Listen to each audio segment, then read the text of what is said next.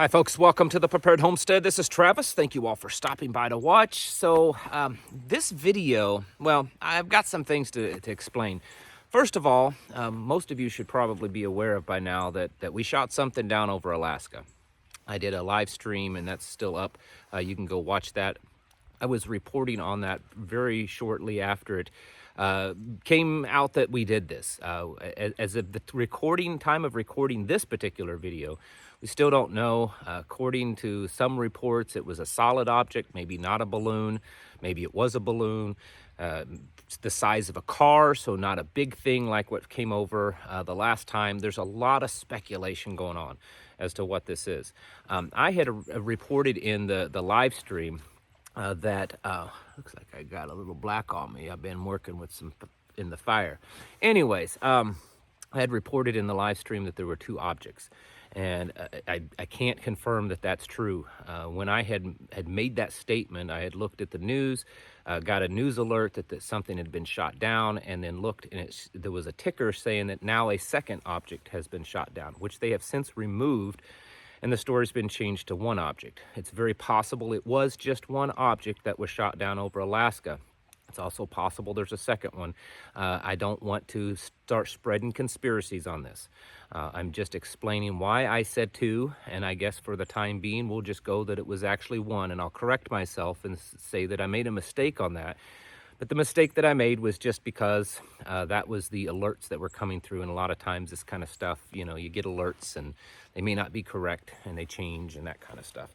Anyways, I want to talk to you about nuclear preparedness. Now, I suspect that a lot of you are thinking, oh, you're trying to capitalize on this Alaska thing. That's not true. I had scheduled myself to make this video today, a couple of days ago, in fact, and was trying to decide, do I want to go ahead and make it after this happened? I don't want to instill more fear into people, but yet on the other hand, if we are getting close to those days, people need to know about it. So I decided to go ahead and make this, and it's going to be probably less technical than maybe a lot of you are familiar with some videos. Basically, I want to kind of open your minds and kind of understand what nuclear preparedness probably should look like, because unfortunately, with Hollywood and the fact that we've never had to deal with that, not really anyone other than maybe the Japanese, no one really knows. And so a lot of it is speculation. A lot of it is assumption. And so I want to go over some things that we should probably be doing to just get ourselves a little bit more prepared. Number one, I want to dispel the myth that it's unsurvivable, that nuclear war and nuclear attack is unsurvivable. That's absolutely not true at all. It's very much survivable. There were actually people that survived pretty close. I mean, not right on top of where the bombs were dropped, the atomic bombs in Japan, but they were pretty close and they did survive. So it is a survivable thing. We also have to get it out of our minds what Hollywood tells us, that how much damage. Yes, there's a lot of damage when a nuclear weapon goes off, but it's more isolated than a lot of people think. We're not talking many miles. There are lots of different sizes of nukes. The vast majority of them are smaller nukes, not very large ones. And the likelihood of epically large nukes being detonated are very unlikely. A lot of people always default to the Russian Tsar bomb. As far as we know, one was only ever made. There's no evidence that they can make any more. There's no, the delivery system was so difficult. It's highly unlikely that bombs that size would ever be used in any type of war. I'm not saying they wouldn't, I'm just saying it's unlikely. And so we have to understand that we're not talking about bombs that take out half a state. We're talking about bombs that might take out a city, maybe. And they could take out more. There could be larger ones. But we have to understand that, you know, if you're 25, 30 miles from a detonation, it's very likely you could survive with very little damage, depending on the size of the bomb and, of course, the direction where it's at and the, you know, the airstreams and fallout and all that kind of stuff.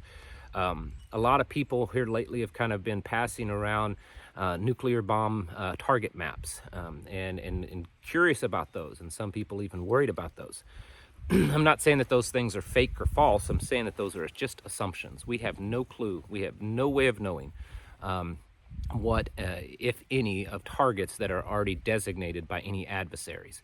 We just don't know. We don't know if they're going to go for infrastructure targets. We don't know if they would go for military or government targets, or if they would go to just to shock and awe and take out population centers. In all likelihood, if we ever did end up in a nuclear war, it's very likely that it would be limited and probably small yields, is what a lot of people think. Now, I'm not saying that that's 100% true. I'm just saying that that's probably a fairly likely scenario. And we need to not get so scared because of 5,000 nukes being dropped on us. The likelihood of that large of numbers are really unlikely. So just trying to put some logical and realism into trying to plan for this. In other words, don't believe all the hype that it's unsurvivable. Yes, see, he believes, and he agrees with me, that it's unsurvivable and that it's going to be absolute massive desolation and destruction. It doesn't necessarily mean that that's going to happen. It's possible. It's just not necessarily guaranteed. As far as preparedness, a lot of the things that you're going to do are the same. Stocking up on food, water, medical supplies, ammunition, being able to to live on your own. Now, with nuclear war, you have a few extra things that you have to factor in. You have potential for radiation, potential fallout, depending on where you're at, the direction you're at, and the way the wind blows. It's possible that you could have fallout, which could be radioactive, which could contaminate things. So you want to be aware of that. Outside contamination is very a real possibility if you are in the direction of fallout, which doesn't mean it's going to happen everywhere. Fallout is typically radioactive dirt and dust that's blown up and carried by the wind. So if you're not downwind of a detonation site, there's a good likelihood you will experience zero fallout, or at least very, very little. So keep that in consideration also. Which is a good reason why you should become fairly familiar with weather patterns in your area. Which way the wind blows, typical. What are the jet streams like? So that if you know if a nuke goes off an hour or two from you, are you in line to receive that type of fallout? If not, then you move on to other preparations. One of the things that we plan on doing here is, if we have time, which we live far enough away from any possible sites, is to go out and cover our garden space. Now, covering your garden space isn't 100% guaranteed, but from all the research I've been able to do, just being able to keep the dust from making contact with your soil could potentially keep the soil from becoming radioactive. So it's worth the effort, I think, to put into it, and hopefully it will work. Doing things like having masks, having certain type of radiation suits that you can purchase online are advisable. Duct tape, plastic over windows. If you're able to have some type of underground shelter, tornado, fallout shelter, bunker, anything like that, of course you're going to have an advantage there. If you plan on burying things, usually having at least 18 inches of soil over it can protect things. Having things like Faraday cages for radios, other devices, is not a bad idea, because it's very possible that in a nuclear scenario there could also be EMPs. It's not guaranteed, but it's possible. So having devices, spare things, spare radios. I get a few people every once in a while condemning me because I talk about these cheap Baofeng radios, that you can get for 20, 25 bucks. Yeah, they're not the best, absolutely not the best, but they're cheap, and I can afford to have 4 or 5 of them extra shoved in a box and buried in my backyard, and just in case I need them someday. You also need to be prepared to just do without electricity, because it's possible in a nuclear strike that the grid could go down. It could go down for a lengthy period of time. It may even be permanent for a while. But you should be prepared to do that. And whether that means having gasoline generators or solar power, or just saying, you know what, we're going to be primitive for a while, it's something that you should consider doing, because it's a possibility. Hold on just a second. Gotta have a sip of coffee. The biggest thing with nuclear war is just being smart. This is one of the reasons why I advocate not living near high population areas. It's highly unlikely that anyone would try to detonate a nuclear weapon out where I live. There's nothing here. There's nothing. There's no high value targets. There's nothing. There's no infrastructure. There's nothing. And so that's one of the reasons that I advocate living out like this. For those that don't, you need to be precautious. You need to figure out if there are shelters, garages, parking garages can offer a certain level of protection against these. Of course, you want to get there in time. As soon as you start hearing things happen, you want to be able to get into basements and underground, or in parking garages that are underground, because they can offer you some type of protection. Of course, it just depends on where it's detonated. If it's on top of the building you're under, you might be in a real bad way. Another thing that people need to think about is the radiation, the radiation sickness that you can get from that. And there are ways to protect against that. I mentioned masks, I mentioned protective clothing, but you can also take potassium iodide pills. Many of you know about this. They have become a little harder to get, and the prices, I've noticed, have gone up quite a bit on those. I would recommend getting some if you can. Definitely getting some, learning how to use them, how many you would need.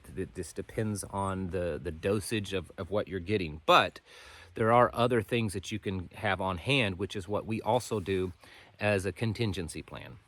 One of the things that you can do is make your own iodine. You can, and of course it's the winter time, so there's none around, but if you have black walnut trees, access to them, when the walnuts are still on the tree and they're green, they're about ready to fall off, or they have just fallen off to where the outside hull is still very green, that green part of the outside hull has the highest concentration of natural iodine pretty much on the planet, at least in the plant world, but maybe anywhere. And you can tincture that, and you can make your own iodine. This was done in the Chernobyl disaster back in the 70s or 80s, whenever that happened. I can't remember at this point. I'm sure someone will correct me. But you can use that. And of course, this is not something you want to take internally. I have made videos. If you go back and search, I have made videos on this.